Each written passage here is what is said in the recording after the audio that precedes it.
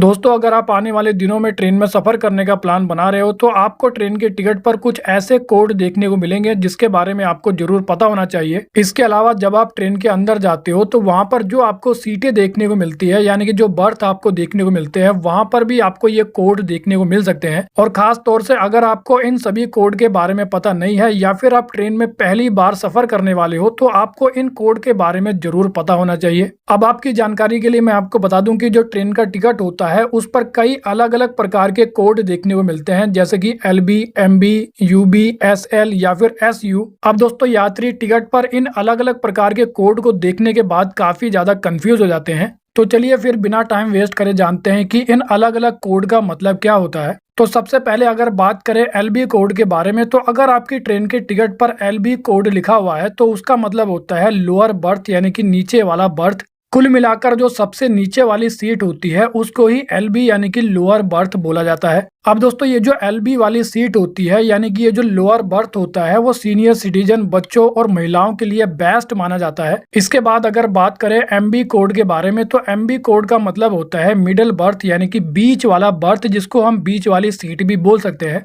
अब दोस्तों, ये जो MB वाली सीट होती है, यानी कि जो मिडिल बर्थ होता है, उसको रात में खोला जाता है सोने के लिए और दिन में फोल्ड कर दिया जाता है। इसके बाद अगर बात करें UB कोड के बारे में, तो UB कोड का मतलब होता है अपर बर्थ, यानी कि सबसे ऊपर वाली सीट। अब जैसा कि दोस्तों मैंने आपको बताया कि ये UB वाली सीट सबसे ऊपर होती है, इसी कारण इस सीट पर जाने के लिए या फिर चढ़ने के लिए सीढ़ियां बनी होती है। अब इस UB वाली सीट का फायदा ये होता है कि यात्रियों को प्राइवेसी मिल जाती है और कोई भी डिस्टर्ब नहीं करता है। लेकिन अगर बात करें UB वाली सीट के नुकसान के बारे में, तो जिन यात्रियों को उतरने या फिर चढ़ने में परेशानी होती है उनके लिए ये सीट नहीं बनी है। खास तौर से सीनियर सिटीजन के लिए ये UB वाली सीट बिल्कुल भी अच्छी नहीं मानी जाती है। इसके बाद अगर बात करें SL या फिर SU कोड के बारे में, तो SL कोड का मतलब होता है साइड लोअर, यानी कि साइड लोअर वाली सीट। अब जैसा कि दोस्तों आप देख सकते हो कि साइड में खिड़की के पास ये सीटें आपको देखने को मिल जाएगी। हालांकि दोस्तों, जो साइड लोअर वाली सीट होती है वो थोड़ी सी लंबी होती है और थोड़ी सी नैरो भी होती है, लेकिन लंबी होने के कारण ये सीट दिन में काफी ज्यादा अच्छी मानी जाती है, क्योंकि दिन के समय यात्री अपने पैर फैलाकर बैठ सकते हैं। लेकिन अगर बात करें SU कोड के बारे में, तो SU कोड का मतलब होता है साइड अपर बर्थ, यानी कि साइड में ऊपर वाली सीट। अब दोस्तों, ये जो SU वाली सीट होती है वो SL सीट के ऊपर होती है और इस सीट का ये फायदा होता है कि इस सीट पर यात्रियों को प्राइवेसी काफी ज्यादा मिल जाती है। अब दोस्तों, इस प्रकार के अलग अलग कोड आपको ट्रेन के टिकट पर तो देखने को मिल ही जाएंगे,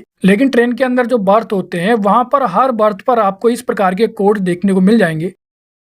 तो वेल दोस्तों, इस वीडियो में इतना ही। I hope you like the video. तो फिर मिलेंगे अगली वीडियो में, जब तक के लिए जय हिंद।